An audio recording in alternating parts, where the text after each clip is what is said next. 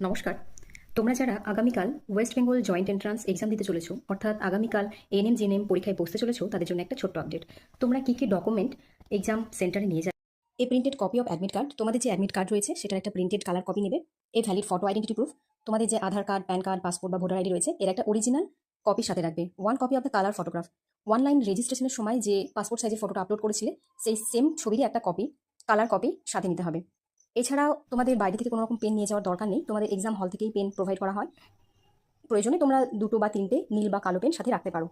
এছাড়াও তোমাদের অ্যাডমিট কার্ডে কিছু ইনস্ট্রাকশনস রয়েছে যেগুলো তোমরা একবার আজকে রাত্রেই পড়ে নিবে। সেখানে বলা আছে তোমাদের যেটা সময় রয়েছে পরীক্ষার তার থেকে 1 ঘন্টা 30 মিনিট আগে তোমাকে এক্সাম সেন্টারে রিপোর্টিং করতে হবে।